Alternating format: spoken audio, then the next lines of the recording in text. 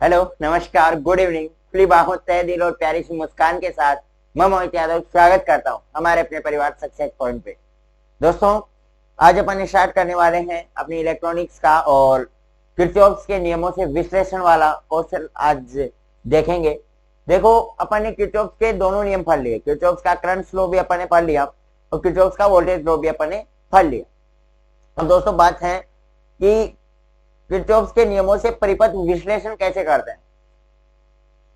Circuit analysis using by Kirchhoff law, Kirchhoff के नियमों को यूज करते हुए और परिपथ विश्लेषण कैसे करते हैं। और परिपथ विश्लेषण का अर्थ क्या होता है? परिपथ विश्लेषण का अर्थ मैंने आपको बताया था कि परिपथ विश्लेषण से आज से यह है कि परिपथ से धारा और वोल्टता का वैल्यू कैलकुलेट करना। परिपथ विश्लेषण से क्या आज से अपना परिपथ विश्लेषण से आज से यह है कि परिपथ से वोल्टेज और करंट की वैल्यू को कैलकुलेट करना। अब वोल्टेज और करंट की वैल्यू को कैलकुलेट कैसे करेंगे, इसके बारे में अपन को बात करनी है, इसके बारे में अपन को देखना है।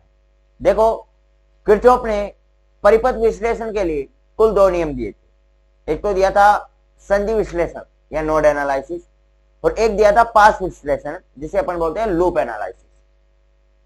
पहला नियम दिया था संधि विश्लेषण जिसे अपन बोलते हैं नोड एनालिसिस, और उसका दूसरा नियम दिया था पाथ विश्लेषण जिसे अपन बोलते हैं लूप एनालिसिस।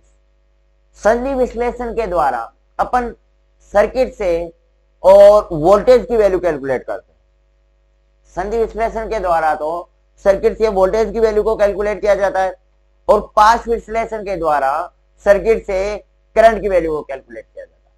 पाथ विश्लेषण के द्वारा अपन सर्किट से करंट की वैल्यू कैलकुलेट करेंगे, और नोड जो अपना संधि विश्लेषण है या नोड एनालिसिस है उसके द्वारा वोल्टेज की वैल्यू कैलकुलेट करेंगे। जब भी अपन को सर्किट से वोल्टेज की वैल्यू कैलकुलेट करनी होगी, अपन किरचॉफ का करंट लॉ यूज में लेंगे। ध्यान से सुनना, जब अपन वोल्टेज की वैल्यू कैलकुलेट कर रहे होंगे उस वक्त अपन किरचॉफ का करंट लॉ यूज करेंगे। उल्टा है भाई, वोल्टेज अपन किरचॉफ के दो नियम पढ़े, किरचॉफ का करंट लॉ और वोल्टेज लॉ। जब अपन को विश्लेषण की बात आए और वोल्टेज की वैल्यू की बात आए तो किरचॉफ का करंट लॉ यूज में लिया जाएगा, और जब करंट की वैल्यू कैलकुलेट करने की बात आए तो किरचॉफ का वोल्टेज लॉ यूज में लिया जाएगा। ठीक है, अब कैसे अपन इसका विश्लेषण करेंगे, कैसे कैलकुलेट करेंगे, तो चलेगा, स्टार्ट करते हैं लेक्चर को। और उसमें हेडिंग डाल लीजिएगा किरचॉफ के नियमों से परिपथ विश्लेषण, और जैसा कि आपको दिखाई दे रहा है ऐसे कैसे भाई नोट डाउन कर लो, ऐसे कैसे इसको नोट डाउन कर लो।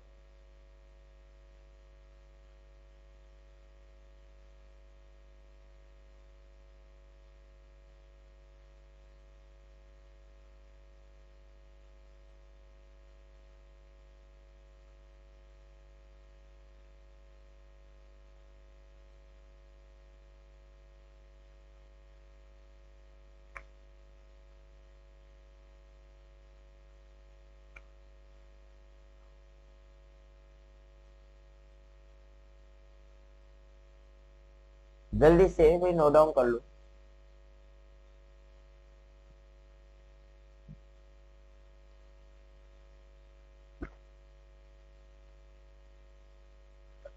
होपफुली नोट डाउन कर लिया होगा। चलिएगा, आगे चलते हैं।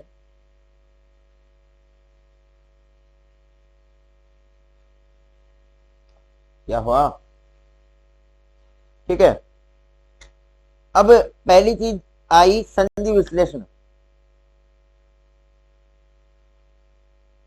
ओके, संधि विश्लेषण, तो संधि विश्लेषण में लिख लो कि भाई धारा का मान दिया गया होगा और वोल्टता का मान अपन को ज्ञात करना होगा। लिख लो, फिर इसकी मैथमेटिकल एनालिसिस समझते हैं। थ्योरी को लिख लो, संधि विश्लेषण, यदि धारा का मान दिया हो और वोल्टता का मान ज्ञात करना हो तो संधि विश्लेषण का उपयोग करते हैं।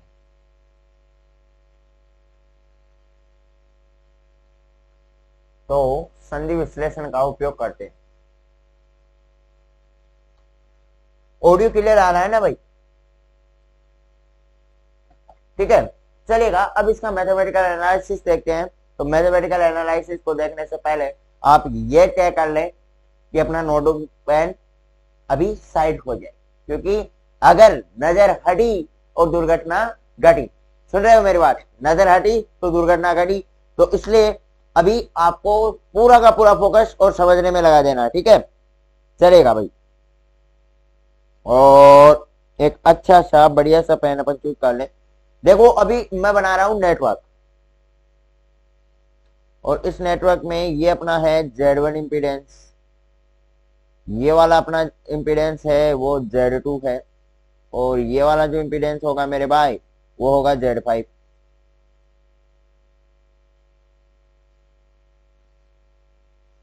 ओके, ये वाला इम्पीडेंस क्या हो गया, Z5। अब देखो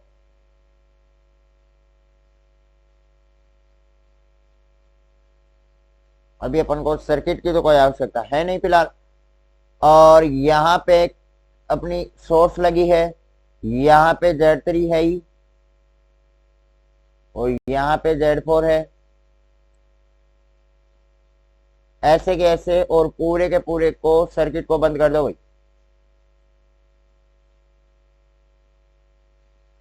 अपने सर्किट को पूरे को ऐसे कैसे बंद कर दो,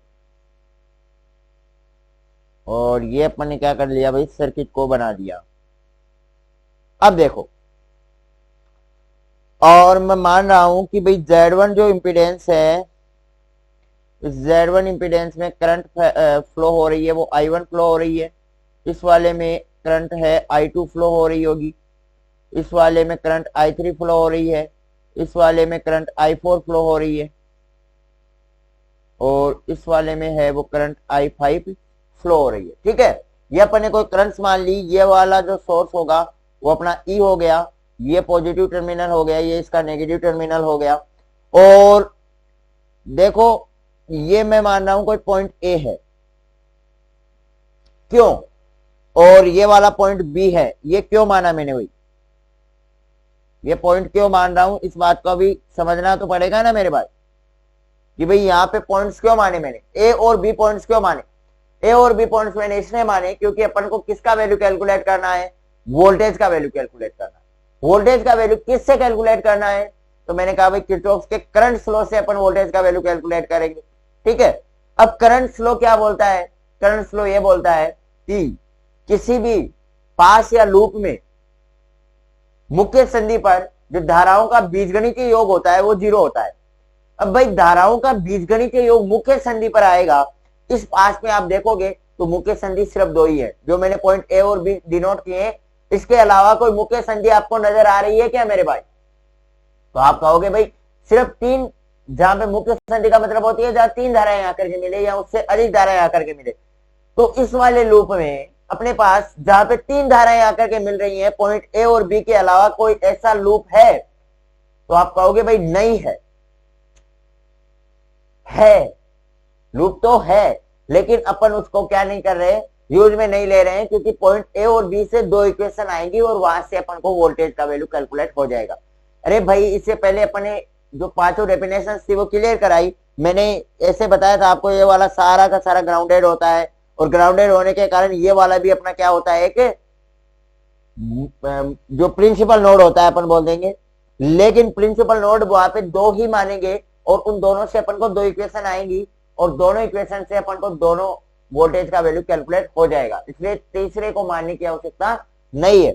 अब मैं मान रहा हूं कि पॉइंट ए पे जो विभव है वो EA है, पॉइंट ए पे जो विभव है अपना वो EA है, और पॉइंट बी पे जो विभव होगा, पॉइंट बी पे विभव मेरे भाई क्या है, EB है, और इस वाले को मैं लिख रहा हूं यहाँ पे,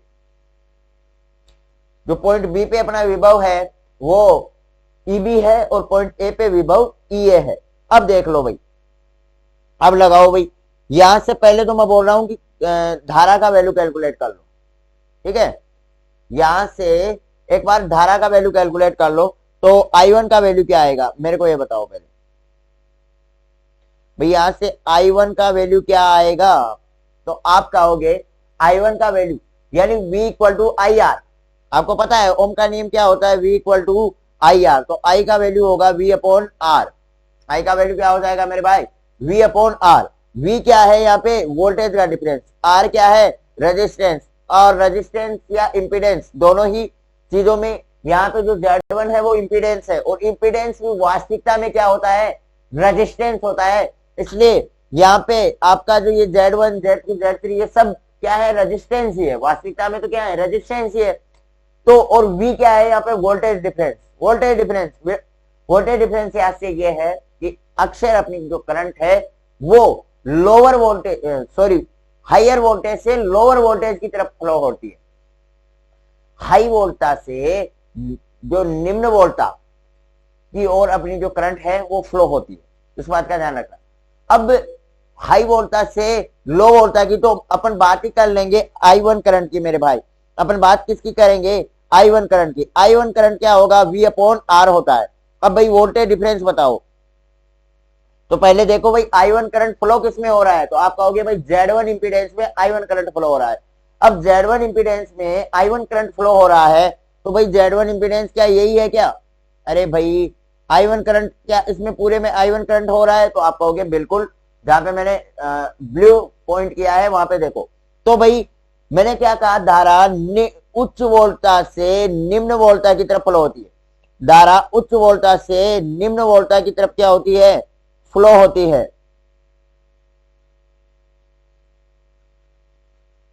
ठीक है, अब उच्च वोल्टा क्या हो गई E, निम्न वोल्टा क्या होगी मेरे भाई, उच्च वोल्टा हो गई E, निम्न वोल्टा हो गई EA, और अपॉन में क्या हो गया Z1, तो ये हो गया अपना I1, E minus EA upon में Z1, ये अपना I1 की वैल्यू होगी। अब देखो भाई I2,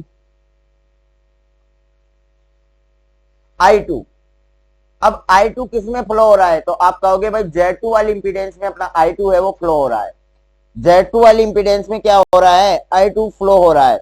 अब Z2 वाली इंपीडेंस में I2 फ्लो हो रहा है, तो Z2 इंपीडेंस कहां से है, तो आप कहोगे भाई EA से लेकर के और EB तक अपनी Z2 इंपीडेंस है, तो EA से लेकर के EB तक Z2 इंपीडेंस है, तो I2 में क्या हो जाएगा, EA माइनस EB अपॉन में Z2। भाई हायर वोल्टेज से लोअर वोल्टेज, तो higher voltage minus lower voltage, ये क्या हो गया अपना वोल्टेज डिफरेंस हो गया, और वोल्टेज डिफरेंस अपॉन में क्या हो जाएगा, इंपीडेंस या रेजिस्टेंस। तो अपन ने यहाँ पे सिर्फ और सिर्फ ओम का नियम लगाया है मेरे भाई, ओम का नियम लगाया है। इसी प्रकार से भाई I3 में देखो, I3 में देखो, तो I3 में देख लो,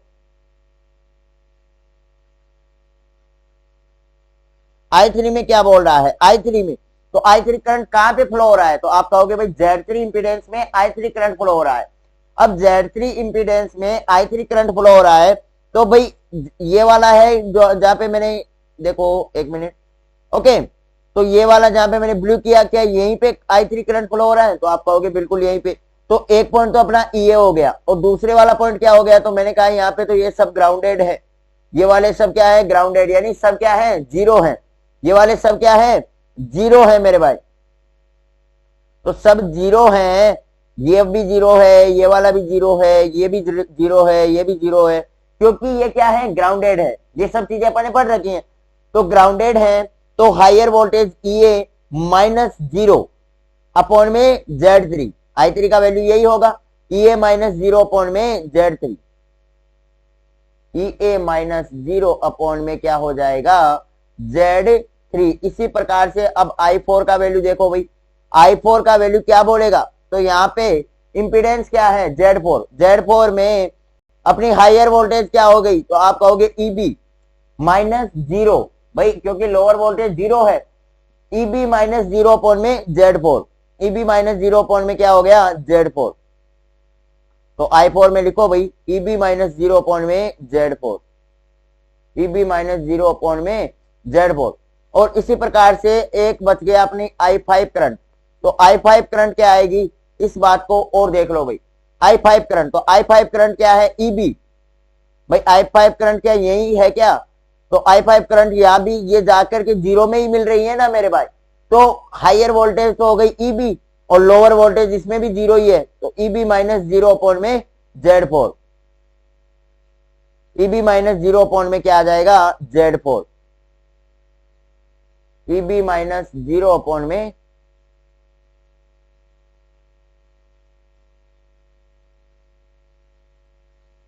Z5, सॉरी I5 की बात कर रहे हैं, तो Z5, ये अपनी पांचों करंट्स हो गई। अब बस कुछ नहीं करना मेरे भाई, पांचों करंट्स की वैल्यू अपन ने सॉरी इससे ओम के नियम से निकाल ली, पांचों करंट्स की वैल्यू ओम के नियम से निकाल ली, जो कि अपन को लूप में जैसा दिया गया था वहां पे ओम का नियम लगाया, V equal to I R, I का वैल्यू निकालना था तो V अपॉन आर हो गया। V यहाँ पे क्या है, वोल्टेज डिफरेंस है। अब कुछ बच्चों के अब भी माइंड में हो रहा होगा सर आर तो रेजिस्टेंस होता है, अपन ने यहाँ पे जेड क्यों लिख दिया? तो मैं क्या बोल रहा हूं मेरे भाई, रेजिस्टेंस का कॉम्प्लेक्स फॉर्म ही तो इंपीडेंस होता है। वास्तविकता में रेजिस्टेंस का कॉम्प्लेक्स फॉर्म होता है इंपीडेंस, तो अपन इंपीडेंस को रेजिस्टेंस के स्थान पे यूज में ले सकते हैं, ठीक है भाई। वास्तविकता में तीनों रेजिस्टेंस हो, रिएक्टेंस हो या फिर इंपीडेंस, तीनों का काम तो एक ही है। और फिर रेजिस्टेंस का या फिर रिएक्टेंस का जो कॉम्प्लेक्स फॉर्म होता है वो इंपीडेंस होता है, इसलिए अपन रेजिस्टेंस का कॉम्प्लेक्स फॉर्म यहाँ पे यूज में ले रहे हैं, क्योंकि नेटवर्क यहाँ पे यूज में ले रहे हैं, इसलिए यहाँ पे Z1 Z2 Z3 Z4 Z5 का अपन ने यूज किया। अब कुछ भी नहीं करना, पॉइंट ए पे किरचॉफ का करंट लॉ लगाना है, पॉइंट बी पे किरचॉफ का करंट लॉ लगाना है, दो इक्वेशन अपन को यहां से प्राप्त हो जाएंगी और अपना यहाँ पे जो क्वेश्चन है वो कंप्लीट, या अपना जो सर्किट एनालिसिस का नोड एनालिसिस वाला पॉइंट कंप्लीट हो जाएगा। मेरी बात मेरे भाई आपको समझ में आ रही है? तो भाई लगाओ भाई,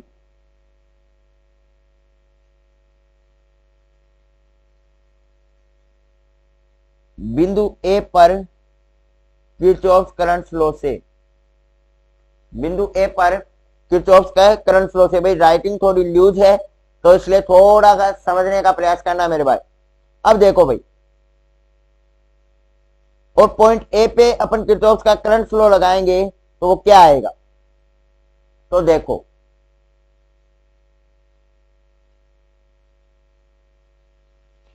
देखो भाई,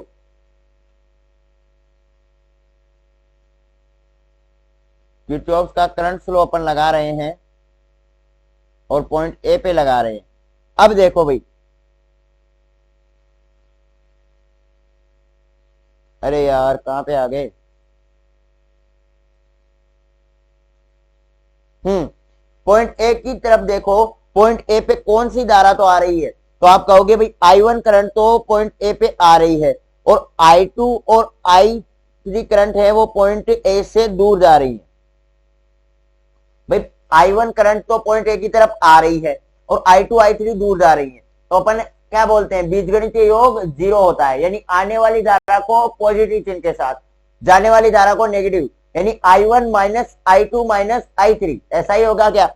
I1 minus I2 minus I3, तो ये लिख दो भाई I1 minus I2 minus I3 equal to zero. अब I1 का वैल्यू क्या आया? तो आप कहोगे भाई E माइनस ई ए अपॉन में Z1, माइनस I2 का वैल्यू क्या आया? अरे भाई I2 का वैल्यू क्या आया? तो देख लो I2 का वैल्यू क्या आया? तो I2 का वैल्यू आया EA माइनस EB अपॉन में Z2, और I3 का वैल्यू आया EA अपॉन में Z3, क्योंकि EA माइनस जीरो, तो जीरो को आप घटा दो या जोड़ दो क्या ही फर्क पड़ेगा, जीरो तो जीरो ही रहेगा।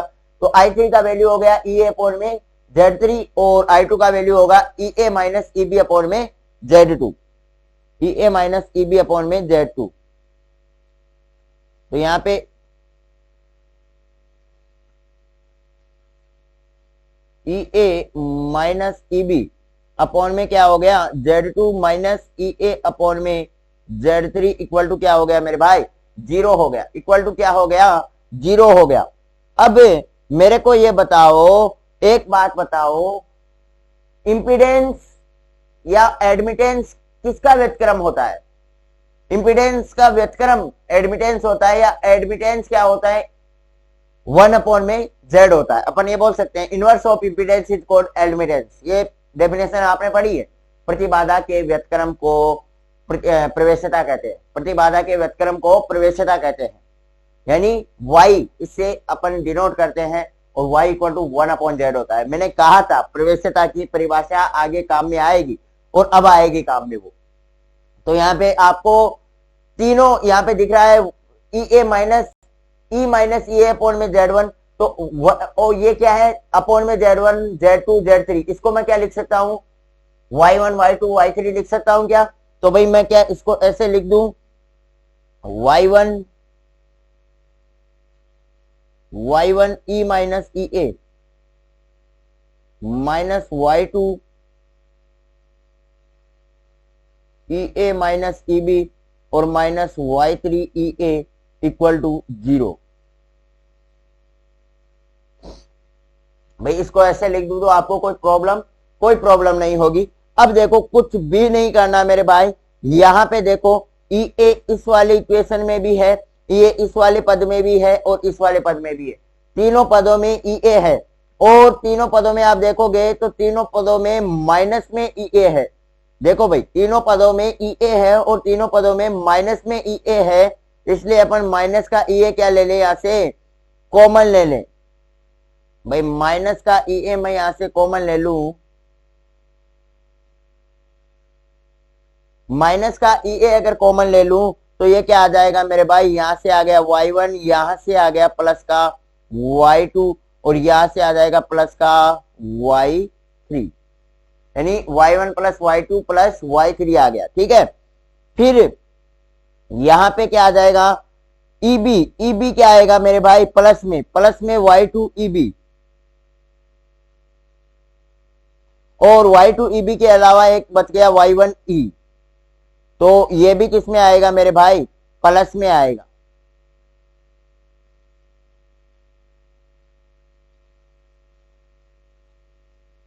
और प्लस में y1 इक्वल टू क्या आ गया, शून्य आ गया। प्लस में y1 इक्वल टू क्या आ गया, शून्य आ गया। एक बार पुनः देखो भाई क्या आपने सही लिखा है, तो आप कहोगे बिल्कुल भाई सही लिखा है हमने तो देखो y1 इक्वल टू क्या हो जाएगा, यहां से अगर अपन लें तो y1 इक्वल टू क्या हो जाएगा, y2 EB सॉरी, इसको पहले अपन ये लिख दें, इसका पक्षांतरण कर देंगे तो EA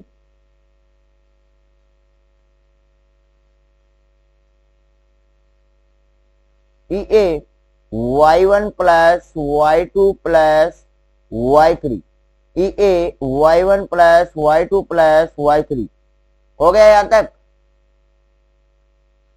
अरे भाई यहां तक हो गया, और माइनस में क्या आ जाएगा y2 EB और ये वाला हो गया समीकरण A।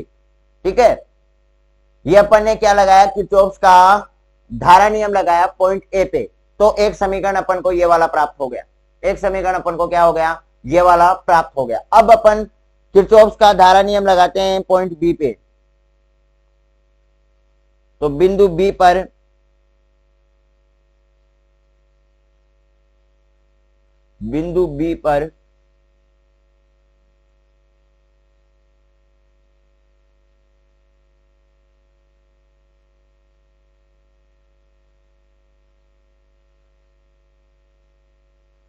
किरचॉफ करंट लॉ से।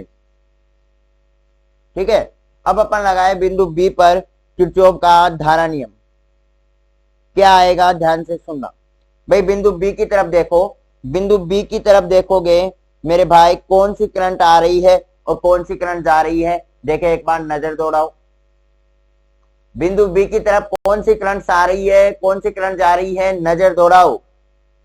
और नजर दौड़ाते आपको पता चल रहा होगा भाई I2 करंट तो आ रही है और I4 और I5 अपनी बिंदु बी से जा रही है, तो I2 minus I4 minus I5 हो गया क्या, अरे भाई I2 minus I4 minus I5 हो गया, तो I2 minus I4 minus I5 equal to क्या हो जाएगा मेरे भाई, 0 हो जाएगा।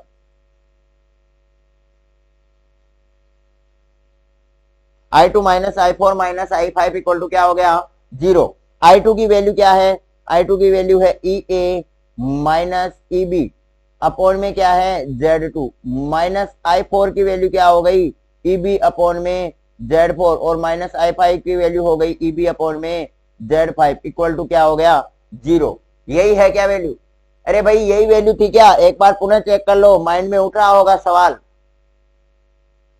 भाई I2 की वैल्यू हो गई EA माइनस EB अपॉन में Z2, EA minus EB upon में Z2, और I4 की वैल्यू EB अपॉन में Z4, I5 की वैल्यू EB अपॉन में Z5। इसका मतलब सही थी वैल्यू, इसका मतलब क्या था, वैल्यू सही थी।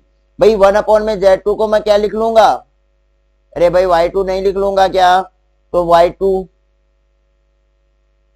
EA माइनस EB और minus y4 EB minus y5 और EB इक्वल टू क्या हो जाएगा, 0 हो जाएगा। इक्वल टू क्या हो जाएगा मेरे भाई, 0 हो जाएगा। अब यहाँ पे आप देखो EB, तो तीनों इक्वेशन में आपको EB नजर आ रहा होगा, तीनों इक्वेशन में आपको EB नजर आ रहा होगा, तीनों इक्वेशन में EB नजर आ रहा है और तीनों में ही मेरे भाई किसमें है, माइनस में है। माइनस में है तो माइनस का EB अगर आप कॉमन लेओगे, माइनस का EB कॉमन लेओगे तो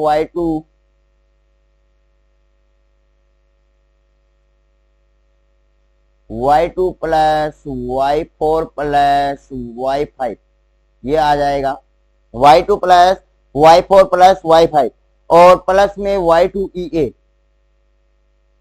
इक्वल टू क्या हो गया, 0। ये हो गई समीकरण नंबर 2। और अपन समीकरण 1 और 2 को हल करके किसका वैल्यू कैलकुलेट कर लेते हैं, समीकरण 1 और 2 को हल करके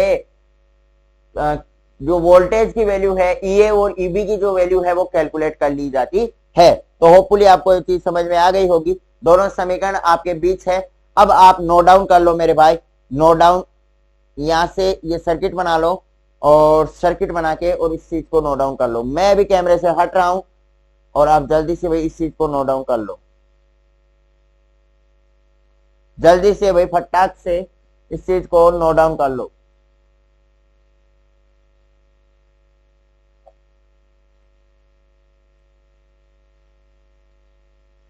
सर्किट बना लो भाई।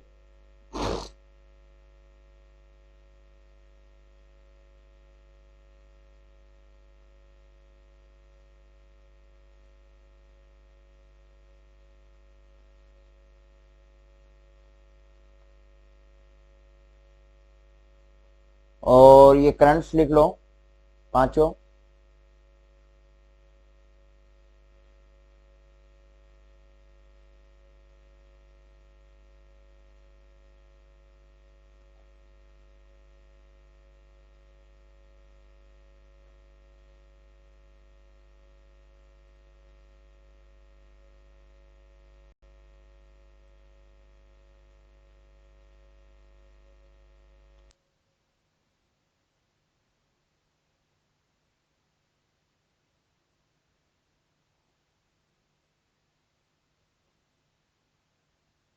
और अब लिख लो भाई, बिंदु ए पर किरचॉफ के धारा नियम से, बिंदु ए पर किरचॉफ के धारा नियम से, और ये 5 समीकरण नोट डाउन कर लो। Kirchhoff current law in point A पे, बिंदु ए पर किरचॉफ के धारा नियम से, और फिर ऐसे कैसे उतार लो भाई, और इक्वेशन 1 तक उतार लो, इक्वेशन 1 तक नोट डाउन कर लो। बिंदु ए पर धारा नियम से और बिंदु ए पे धारा नियम लगा के और इक्वेशन 1 तक नोट डाउन कर लो।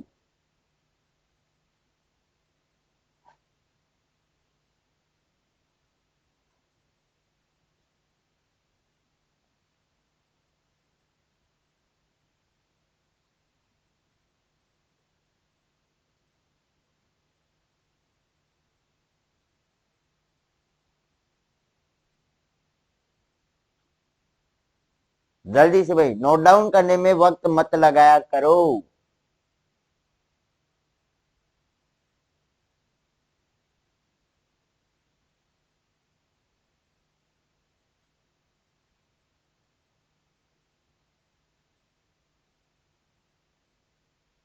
ठीक है, अब लिखो भाई बिंदु बी पर किरचॉफ के करंट लॉ से, बिंदु बी पर किरचॉफ के करंट लॉ से, और फिर ये इक्वेशन नंबर 2 को नोट डाउन कर लो। बिंदु बी पर किरचॉफ के करंट लॉ से और बिंदु बी पर आप किरचॉफ का करंट लॉ लगा लो और किरचॉफ का करंट लॉ लगा के और इस चीज को नोट डाउन कर लो।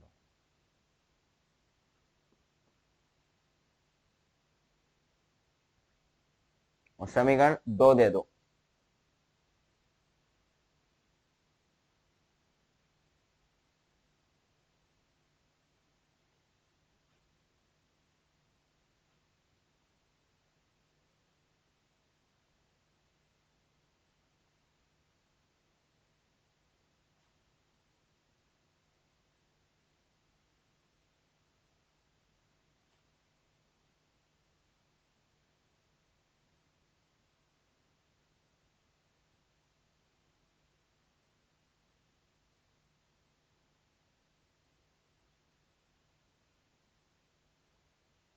लगा लिया भाई। अब यहाँ पे नीचे लिख लो,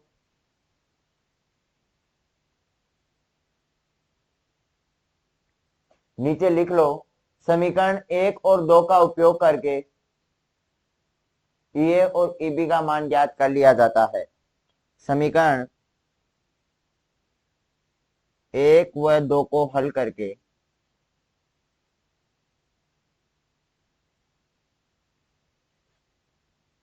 ईए व ईबी का मान ज्ञात कर लिया जाता है।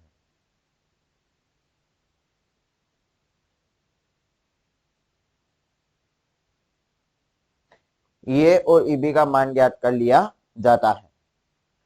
होपफुली यहां तक आपने नोट डाउन कर लिया होगा। ठीक है दोस्त, अभी अपन आगे बढ़े। अब अपन पास्ट विश्लेषण के ऊपर चलेंगे, तो चलिएगा पास्ट विश्लेषण के ऊपर बढ़ते हैं। और पास्ट विश्लेषण क्या बोलता है, तो मैंने क्या बोला कि अगर अपन को करंट्स का वैल्यू ज्ञात करना होगा तो पास्ट विश्लेषण का यूज करेंगे, और करंट्स का वैल्यू जब ज्ञात करना होगा उस वक्त किरचॉफ का वोल्टेज लॉ यूज में लिया जाएगा। तो इस चीज को आप नोट डाउन कर लो एक बार कि परिपथ से अगर अपन को धारा का मान ज्ञात करना हो तो पास्ट विश्लेषण का अपन यूज करते हैं।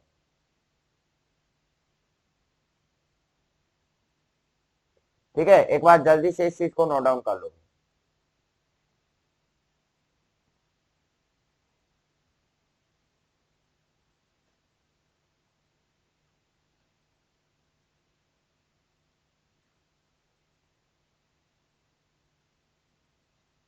ठीक है, चलेगा। और सर्किट वैसा का वैसा बनाना है,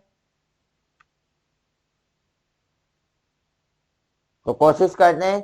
देखिए अगर वो सर्किट कॉपी हो जाए तो, वरना अपन नया ही बना ले यार, उससे कौन माथा कूट करेगा। चलो नया सर्किट बना ले और मेरे साथ साथ आप सर्किट बना ले भाई। सर्किट मेरे साथ साथ बना ले क्योंकि वो ही सर्किट अपन को बनाना है।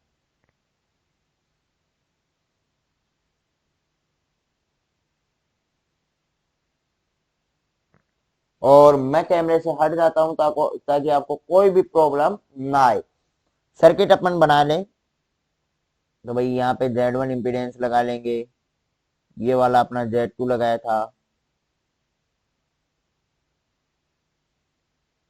ये वाला क्या था Z5 था, ये वाला क्या था भाई, यहाँ पे लग रहा था Z3, और यहाँ पे लग रहा था Z4, यहाँ पे लग रहा था E, और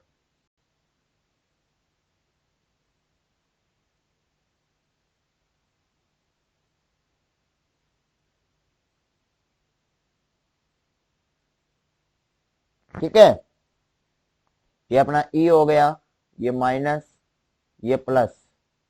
और इसमें एक फिक्स चीज का ध्यान रखना है, वोल्टेज लो लगाएंगे तो करंट अपन को लूप में फिक्स बहानी पड़ेगी।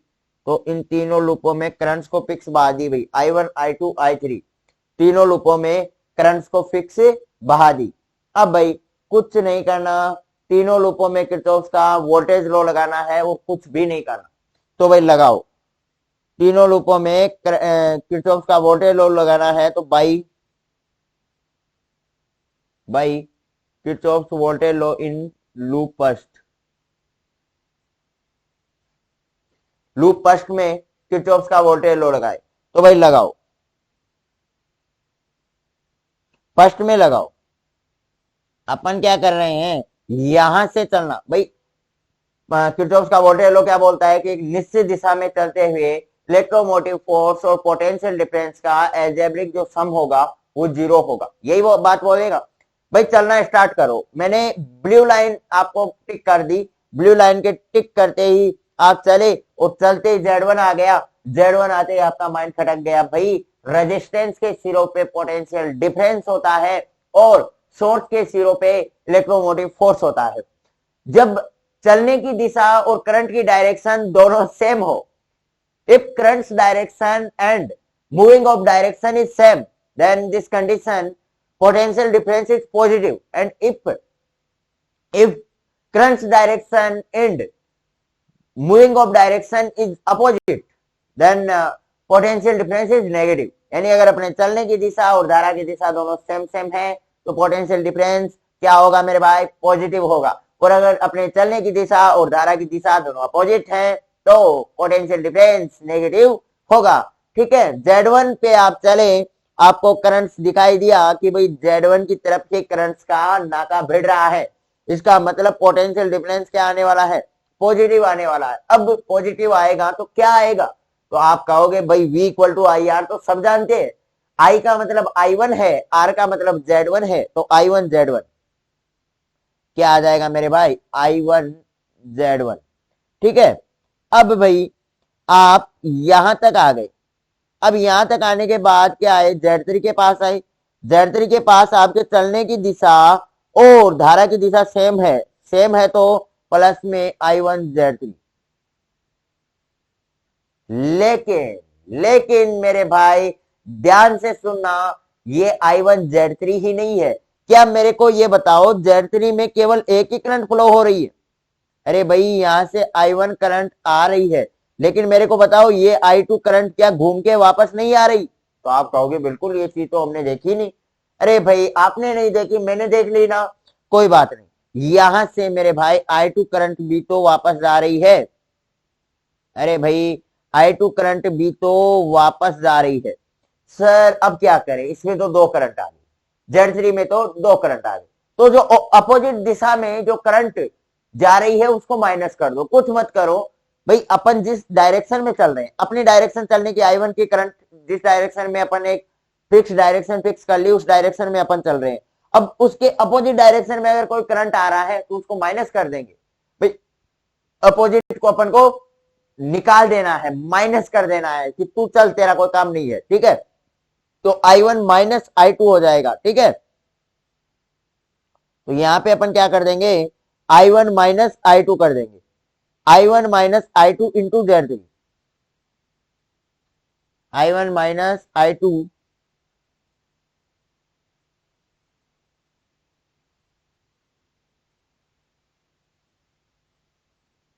I1 minus I2 into Z3। ठीक है, अब अपन यहां तक आ गए। यहां तक आने के बाद यहां पे आप आए और आपको बैटरी नजर आ गई, और बैटरी के सिरों पे क्या होता है, तो आप कहोगे भाई पोटेंशियल इलेक्ट्रोमोटिव फोर्स होता है। इलेक्ट्रोमोटिव फोर्स तो सीधा सा है सर, आप जिस डायरेक्शन में चल रहे हो और उसका जो साइन आपको दिखाई दे दिया इलेक्ट्रोमोटिव फोर्स वैसा ही होगा।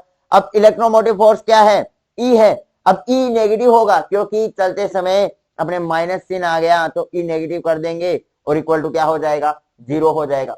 इक्वल टू जीरो हो जाएगा। क्या जिस दिशा पे जिस बिंदु पे चले थे उस बिंदु पे वापस नहीं पहुंच गए, तो आप कहोगे बिल्कुल पहुंच गए। तो पहुंच गए मेरे भाई, तो अपना इक्वेशन कंप्लीट हो गया एक। अब देखो इक्वेशन एक कंप्लीट हो गया क्या, तो आप कहोगे हो गया भाई I1 Z1। अब I1 के साथ मेरे को ये बताओ Z3 भी है क्या, तो दोनों को साथ साथ लिख दूं, कोई प्रॉब्लम? तो आप कहोगे बिल्कुल कोई प्रॉब्लम नहीं है, तो Z1 प्लस Z3।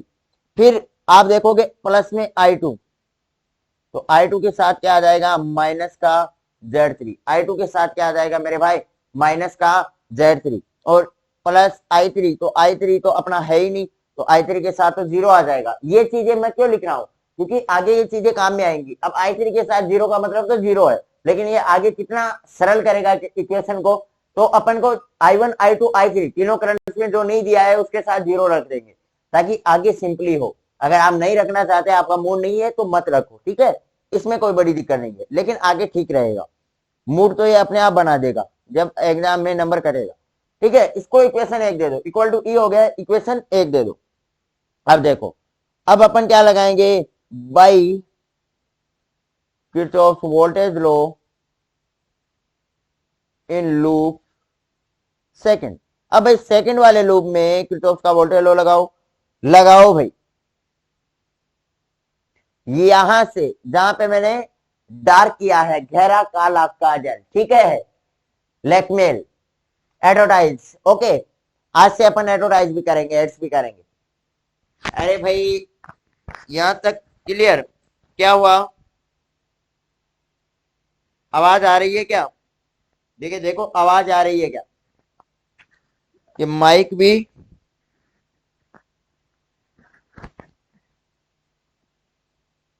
ओके। मेरे ख्याल से आवाज सही ही अब हुई होगी। ठीक है। हाँ, तो क्या कर रहे थे, गहरा काला, और गहरे काले के बाद में अपन यहां से चले आई Z2 वाले पे। Z2 वाले पे चले तो आपको एक चीज समझ में आ गई मेरे भाई। Z2 वाले पे चलते एक चीज समझ में आ गई कि सिर्फ एक ही करंट फ्लो हो रहा है, और वो करंट फ्लो कौन हो रहा है, I2 हो रहा है। तो I2Z2, I2Z2।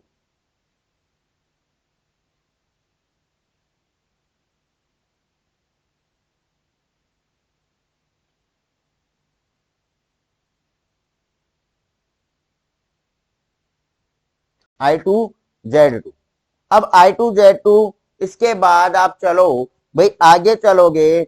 आगे चलने के बाद अपन आ गए Z4 पे। अब भाई Z4 पे आ गए। Z4 पे एक करंट अपनी I2 आ रही है, लेकिन मेरे भाई विपरीत दिशा में I3 करंट वापस भी तो जा रही है। अरे भाई, I2 करंट आ रही है तो विपरीत दिशा से I3 वापस भी तो घुस रही है। मैं क्या बोल रहा हूं, नेगेटिव को हटा दो, नेगेटिव लोगों को जिंदगी में मत आने दो, ना अपन सर्किट में आने देंगे। तो I3 को क्या कर देंगे मेरे भाई, माइनस कर देंगे, I2 माइनस I3, और इंटू Z3 प्लस में I2 minus I3 into Z3। I2 minus I3 into क्या हो जाएगा, Z3। अब Z3 तक पहुंचने के बाद मेरे भाई अपन कहां पे आएंगे, अरे भाई Z4 था क्या, तो फिर Z3 क्यों कर दिया, Z4 था, Z4 था तो कोई बात नहीं, Z4 लगा दो। ठीक है। अरे भाई Z4 था। अब Z4 के बाद आने के बाद अपन आएंगे Z3 पे। अरे भाई Z3 पे आएंगे। अब Z3 पे आएंगे तो I2 करंट तो अपना जा रहा है, Z2 पे I2 करंट तो जा रहा है, लेकिन देखो विपरीत दिशा में I1 करंट वापस भी तो आ रहा है। तो I2 माइनस I1 इंटू क्या हो जाएगा, Z3। I2 minus I1 into Z3।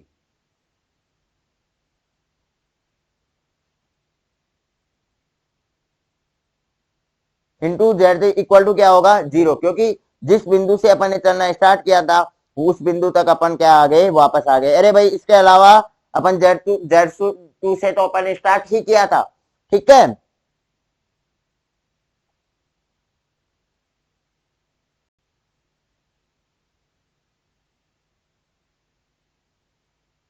अरे भाई क्या टेक्निकल इशू आ गया।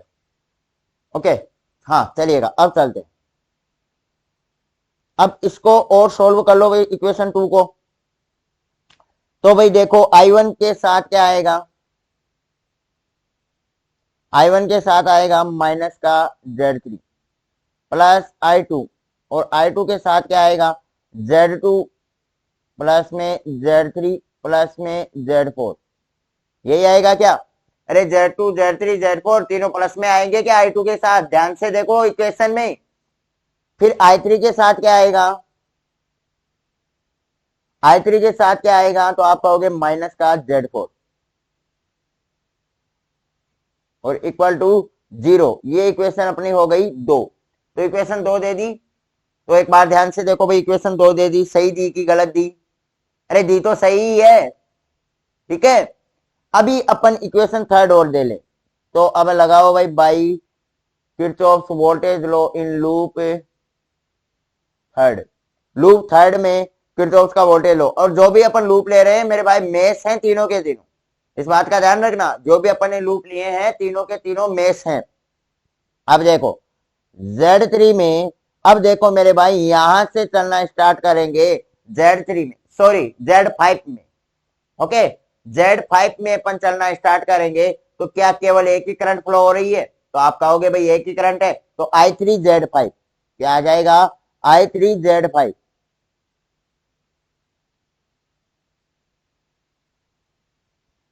I3Z5।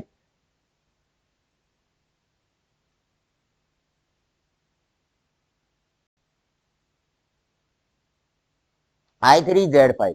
अब देखो भाई, अब I3Z5 के बाद आप क्या कहोगे, अरे भाई खाली खाली सुना नहीं, सुना नहीं, Z4 बैठा है ना।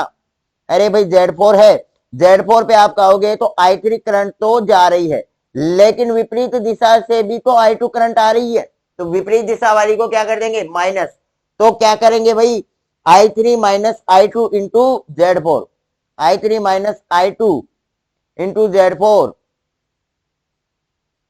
Plus I3 minus I2 into Z4 equal to क्या हो गया, 0 हो गया। अरे भाई उसके अलावा कुछ बच रहा था क्या, एक बार सर्किट में पुनः देख लो, इसके अलावा तो कुछ नहीं बच रहा था भाई, जहां से चलना स्टार्ट किया वहां पे वापस अपन ने खत्म कर दिया ना। अब देखो भाई, अब यहां से इस इक्वेशन को सोल्व करोगे तो I1 के लिए कुछ नहीं है, 0 होगा। I2 के लिए आप कहोगे माइनस का Z4 है। I3 के लिए क्या होगा, Z4 प्लस Z5 होगा। अरे भाई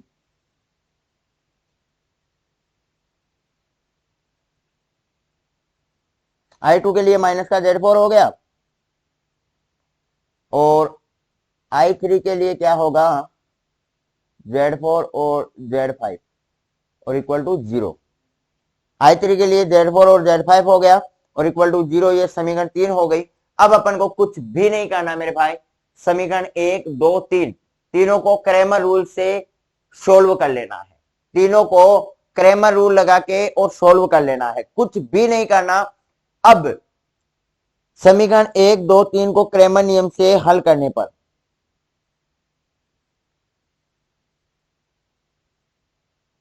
यहाँ पे आपको समीकरण 1 2 3 दिखाई दे रही है ना, तो समीकरण 1 2 3 को अपन क्या करेंगे, क्रैमर रूल से हल कर लेंगे।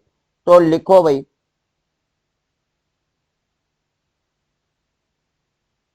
समीकरण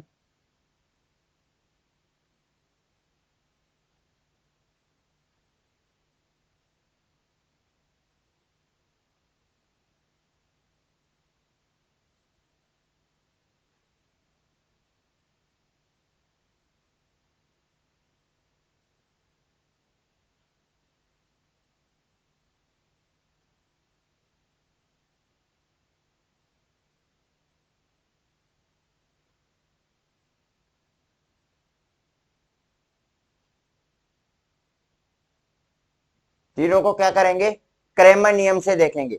तो क्रैमर नियम क्या बोलता है, क्रैमर नियम होता है इंपीडेंस और करंट, यानी इंपीडेंस की रोको, यानी जो I1 करंट है उसकी एक अलग से अपन क्या बना लेंगे, एक अलग से स्तंभ बना लेंगे, I2 करंट का अलग से स्तंभ बना लेंगे, जो भी इंपीडेंस I2 करंट के गुणा में है उसका एक अलग से स्तंभ बना लेंगे तीनों समीकरणों में, और I3 के गुणा में जो भी इंपीडेंस है उसका एक अलग से स्तंभ बना लेंगे। I1 I2 I3 से अपन गुणा करा देंगे और इक्वल टू अपना जो वोल्टेज की वैल्यू आएगी, वोल्ट का जो कॉलम आएगा वो बन जाएगा। अर्थात अपना क्रैमर रूल ये बोलता है, क्रैमर रूल ये बोलता है मेरे भाई कि Z into I, Z into I equal to क्या होता है, E।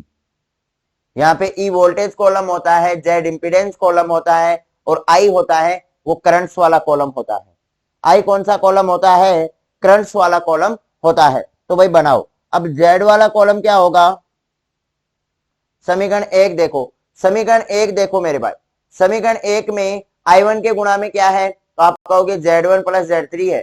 समीकरण 1 में I1 के गुणा में Z1 प्लस Z3 है, 2 में क्या है, माइनस का Z3 है, और 3 में क्या है, 0 है। तो लिख दो भाई Z1 प्लस Z3 माइनस का Z3 और 0, ये अपने I1 का काम हो गया।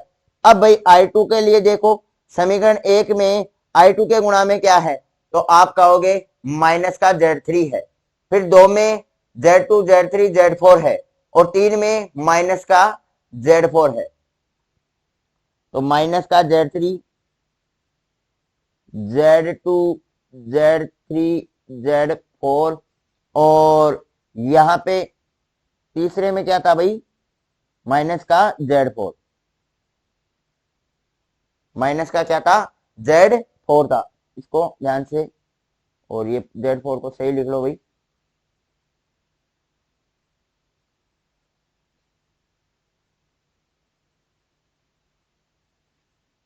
ठीक है, अब देखो भाई I3 के लिए देखो,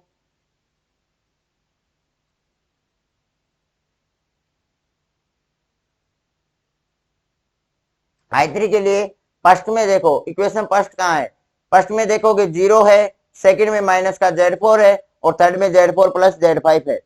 0 माइनस का Z4 और Z4 प्लस Z5, ये अपना इंपीडेंस कॉलम हो गया। ये वाला अपना कॉलम क्या हो गया, इंपीडेंस कॉलम हो गया।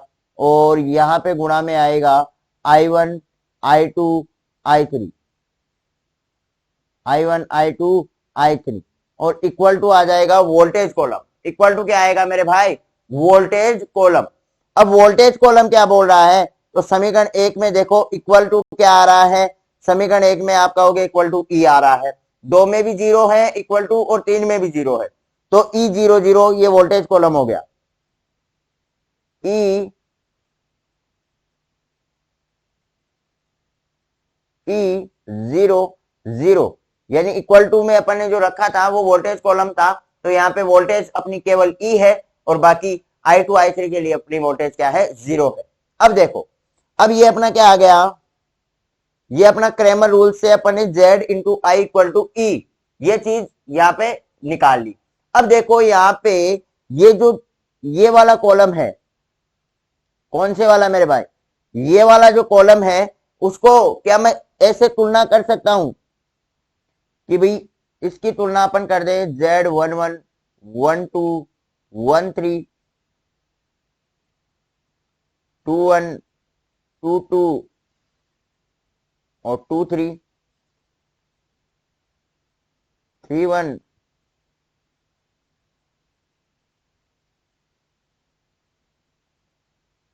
32 और 33 के साथ। ये क्या कर दिया, इसके साथ अपन इस वाली की रो की जो है तुलना करें, तो देखो भाई क्या दी गई है रो, Z1 प्लस Z3 माइनस का Z3 और 0, माइनस का Z3 और 0, और इसके अतिरिक्त दिया गया है माइनस का Z4 माइनस का Z3 Z2 Z3 Z4 और ये दिया गया है माइनस का Z4, ये 0 ये माइनस का Z4 और ये वाला Z4 प्लस Z5। ठीक है, अरे भाई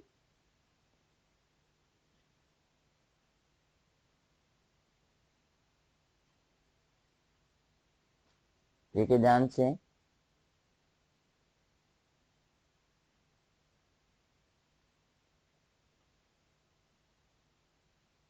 Z4 और 0 माइनस का Z4 और Z4 प्लस में क्या आ जाएगा Z5। इसकी तुलना इस वाले इक्वेशन से कर दें। ठीक है, इसकी तुलना अपन इस वाले इक्वेशन से कर दें, तो देखो यहां पे जो अपना Z11 है, इसकी तुलना अपन ने इससे कर दी, तो यहाँ पे जो Z11 की वैल्यू आएगी ना, वो आएगी अपनी लूप फर्स्ट की टोटल इंपीडेंस। ध्यान से सुनना, अब इसकी तुलना मैंने इससे कर दी कि Z11 Z12 भाई 3/3 की मैट्रिक्स ही वो थी।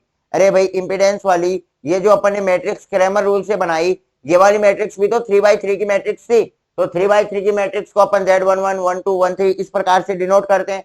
अब देखो होगा क्या कि Z11 यहाँ पे जो है, यानी Z11 का वैल्यू क्या है, Z1 प्लस Z3। आपको पता है कि यहाँ पे जो Z11 की वैल्यू है वो किसके बराबर होगी, Z1 प्लस Z3 के।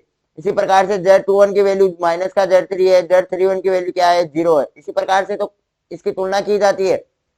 इसी प्रकार से Z12 की वैल्यू माइनस का Z3 हो जाएगा, Z22 की वैल्यू Z2 Z3 Z4 तीनों का योग हो जाएगा। इसी प्रकार से ऐसे अपन को मैट्रिक्स में और तुलना करना अपन ने मैथमेटिक्स में सीख रखा है।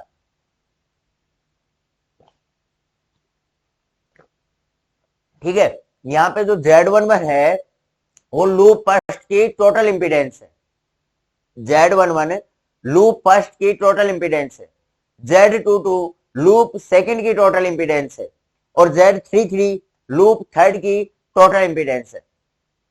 मेरी बात समझ रहे हो, Z11 लूप फर्स्ट की टोटल इंपीडेंस है, Z22 लूप सेकंड की टोटल इंपीडेंस है और Z33 लूप थर्ड की टोटल इंपीडेंस है। लिख लो भाई, यहाँ पे ये चीज आपकी बहुत ही इंपॉर्टेंट है। Z11 होगा, वो होगा लूप फर्स्ट की टोटल इंपीडेंस।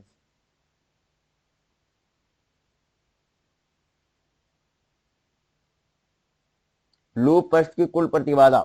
Z11 क्या हो गया? लूप फर्स्ट की कुल प्रतिबाधा। Z22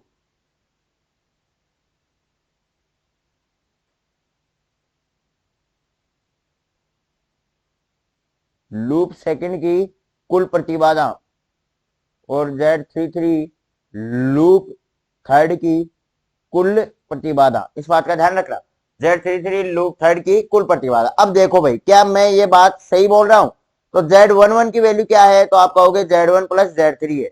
भाई लूप फर्स्ट देखो, लूप फर्स्ट में क्या टोटल इंपीडेंस Z1 और Z3 दोनों ही है क्या? अरे भाई लूप फर्स्ट में कितनी इंपीडेंस है? तो आप कहोगे सिर्फ दो इंपीडेंस है, Z1 और Z3। इसका मतलब अपना Z11 क्या था? सही था। अब लूप सेकंड में देखो, मैंने लूप सेकंड में Z22 की वैल्यू कितनी है? Z2 plus Z3 plus Z4। देखिए सेकंड में केवल तीन ही इंपीडेंस है क्या? तो आप कहोगे बिल्कुल, सेकंड में Z2 Z3 Z4 ये तीनों इंपीडेंस है और इनका योग अपना क्या है? कुल प्रतिबाधा का मतलब क्या हो गया? तीनों का योग हो गया। और Z33 का मतलब क्या हो गया? Z4 और Z5। देखे देखो भाई, लूप थर्ड में आप देखोगे तो क्या ये दोनों ही है क्या? तो आप कहोगे भाई दोनों ही इंपीडेंस है। इसका मतलब अपना Z33 भी सही है। इसका मतलब अपना Z33 भी सही है। अब देखो और उसका एनालिसिस करें तो और ध्यान से सुनना। अब यहां पे देखो, यहां पे आपको मैं बता दूं, जो Z11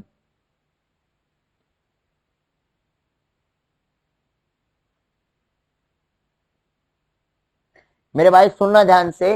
अब एक चीज बहुत ही इंपॉर्टेंट बता रहा हूं कि यहाँ पे जो Z21 और Z12 ये क्या होंगी? बराबर होंगी। देखो देखे भाई, Z12 और 21 दोनों को देखो, देखे माइनस का Z3 है क्या?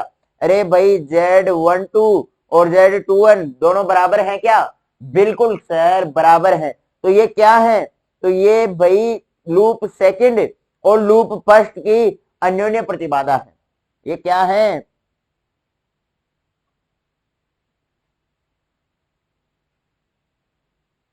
लूप फर्स्ट तथा लूप सेकंड की अन्योन्य प्रतिबाधा।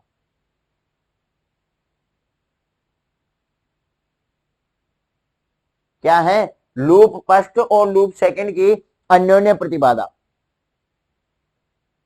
Z12 और 21 क्या है? लूप फर्स्ट और लूप सेकंड की अन्योन्य प्रतिबाधा। लूप फर्स्ट और लूप सेकंड की अन्योन्य प्रतिबाधा से मतलब है दोनों की कॉमन प्रतिबाधा। पहले लूप और द्वितीय लूप की जो Z3 है वो कॉमन प्रतिबाधा है। इसका मतलब ये है। फिर अपन देखेंगे तो देखो यहां पे आपको Z13 और 31 भी क्या बराबर नजर आ रहा है? अरे भाई Z की सारणी में देखो, Z13 और 31 नजर आ रहा है क्या? क्या दोनों बराबर हैं? तो आप कहोगे बिल्कुल बराबर है। अरे भाई बराबर हैं तो ये क्या हो जाएंगे? Z31 और 13 दोनों क्या है? बराबर है। तो ये क्या हो जाएगा? लूप फर्स्ट और लूप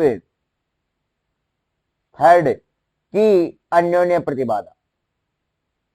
अन्योन्य प्रतिबाधा लूप फर्स्ट और लूप पे थर्ड। भाई 3 और 1 और 1 3 यानी ये आपस में क्या है? व्यतक्रमानुपाती हैं। और जो आपस में व्यतक्रमानुपाती होते हैं वो आपस में क्या होते हैं? कॉमन होते हैं। इस बात का ध्यान रखना। तो 1 3 और 3 1 आपस में क्या होंगे? कॉमन होंगे। यानी यहाँ पे जो 0, इसका मतलब क्या है? लूप फर्स्ट और लूप थर्ड में कोई भी प्रतिबाधा कॉमन नहीं है।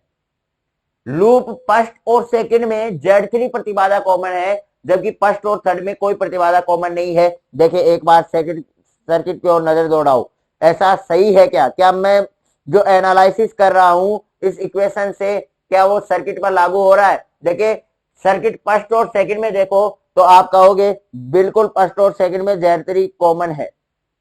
अरे भाई Z3 क्या है? कॉमन है। लेकिन मेरे को भाई ऐसे बताओ, लूप फर्स्ट और लूप थर्ड में कोई इंपीडेंस कॉमन है क्या? तो आप कहोगे भाई दूर दूर तक कोई इसका कॉमन नजर नहीं आ रहा। तो इसका मतलब क्या, अपन सही बोल रहे हैं। इसका मतलब अपन क्या बोल रहे हैं, सही बोल रहे हैं कि फर्स्ट और थर्ड में कोई भी प्रतिबाधा कॉमन नहीं है। चलिएगा और देखते हैं भाई कौन सी चीज बच गई।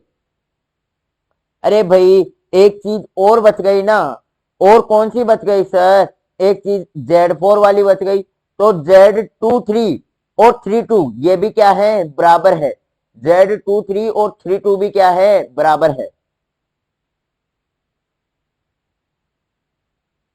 Z23 और 32 ये क्या है, बराबर है माइनस का Z4 है।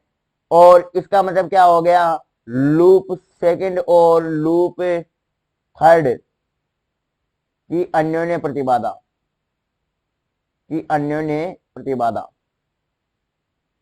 लूप सेकंड और लूप थर्ड की क्या हो गई मेरे भाई, अन्योन्य प्रतिबाधा हो गई। इस बात का ध्यान रखना। ये सर्किट एनालिसिस कर लिया। सेकंड और थर्ड में कौन सा, Z4 कॉमन होगा। सेकंड और थर्ड वाले लूप में क्या होगा, Z4 कॉमन होगा। इसका मतलब ये हुआ, ठीक है। अब देखो, अब सर अपन ने अभी तो एनालिसिस कर लिया, सब कुछ कर लिया तीनों में। देखो तीनों में कुछ नहीं किया। अभी क्या किया अपन ने, तीनों लूपों में एक तो किरचॉफ का वोल्टेज लॉ लगा दिया। तीनों समीकरण आई, तीनों समीकरणों को अपन ने क्रैमर रूल से सोल्व कर लिया। क्रैमर रूल से सोल्व कर लिया, इंपीडेंस सारणी अपन को प्राप्त हुई। इंपीडेंस सारणी प्राप्त हुई तो इंपीडेंस सारणी अपन को 3x3 की मैट्रिक्स प्राप्त हुई।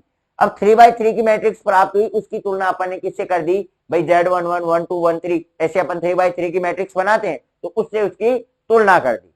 और फिर अपन ने उसका उससे तुलना करके और समीकरण से ही पूरा जो किरचॉफ का लूप एनालिसिस वाला पोर्शन था उसका एनालिसिस कर दिया कि अपन ने जो कुछ भी किया वो क्या सही किया, क्या जो अपना सर्किट में अपन ने जो कुछ दर्शाया वो क्या अपनी इक्वेशन सही बोल रही है क्या। तो मतलब इक्वेशन बोलने लग गई कि अपन ने जो सर्किट बनाया था वो सही था, या अपना सर्किट बोलने लग गया कि अपनी इक्वेशन सही आ रही है, ठीक है। अब देखो, अब करंट्स की वैल्यू कैसे प्राप्त होती है या कैसे कैलकुलेट की जाती है।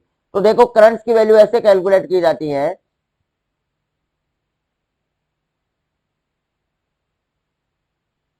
जो अपनी जैसे मान लो I1 करंट है, तो I1 करंट की वैल्यू होती है डेल वन अपॉन में डेल जेड।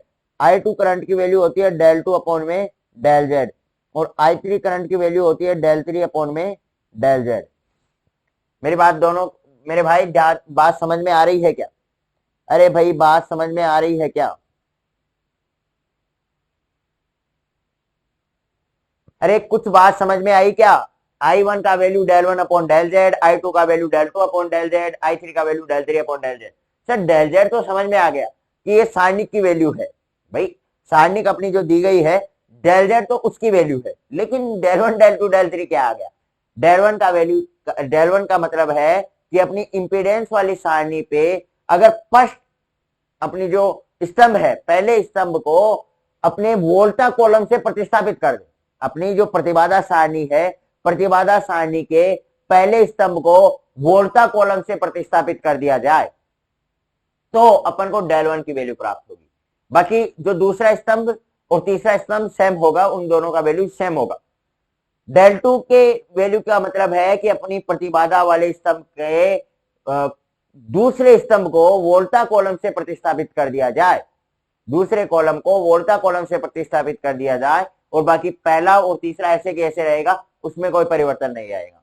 और डेल थ्री का वैल्यू क्या हो गया कि अपनी प्रतिबाधा सारणी के तीसरे कॉलम को वोल्टा कॉलम से प्रतिस्थापित कर दिया जाए और फर्स्ट और कॉलम में, फर्स्ट और सेकंड वाले कॉलम में कोई परिवर्तन ना आए, ठीक है। तो देखो भाई डेल वन का वैल्यू क्या होगा, डेल वन का वैल्यू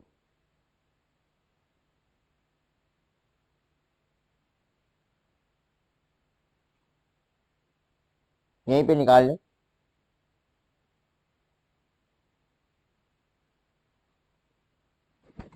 तो डेल वन का वैल्यू क्या होगा,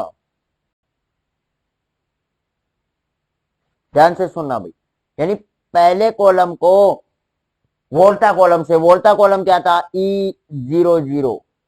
अब दूसरा कॉलम क्या होगा मेरे भाई, तो प्रतिबाधा कॉलम का दूसरा कॉलम क्या होगा, तो प्रतिबाधा सारणी का दूसरा कॉलम देखो क्या है, तो दूसरा कॉलम है माइनस का Z3 Z2 Z3 Z4 minus का Z4, माइनस का Z3 Z2 Z3 Z4 और माइनस का Z4।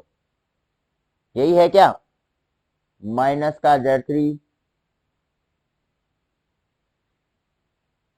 Z2 Z3 और Z4 और माइनस का Z4। ओके, अब थर्ड वाला कॉलम,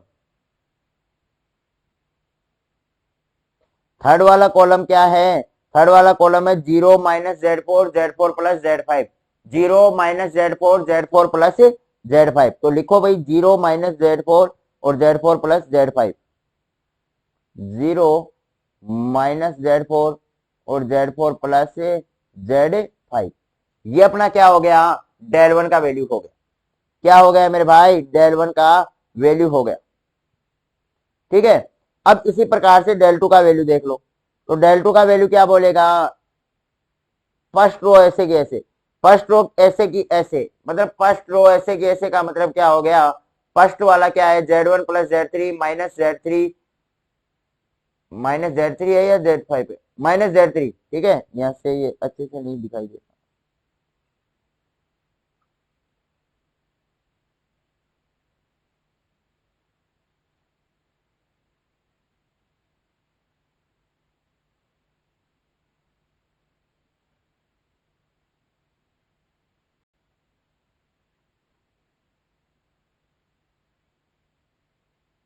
ठीक है, माइनस का Z3, तो Z1 plus Z3 minus Z3 और 0, Z1 plus Z3 minus Z3 और 0।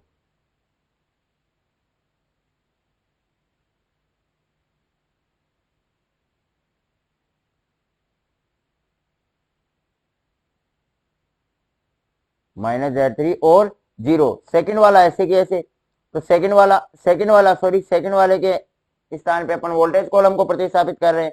और थर्ड वाला 0 - Z4 और Z4 प्लस Z5, ये वाला ऐसे की ऐसे। अब डेल थ्री का वैल्यू देखो,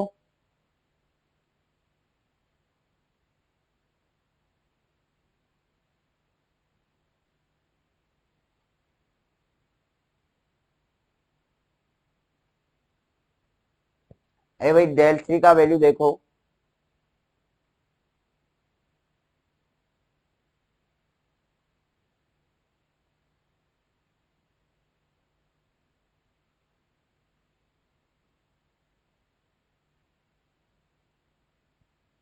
एक मिनट कुछ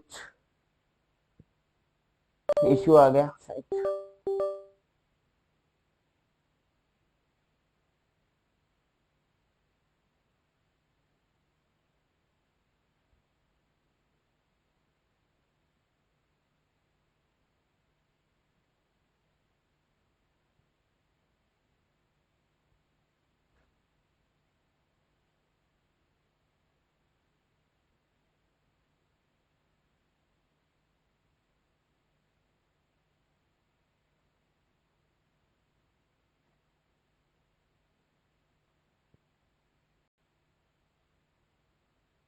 ठीक है,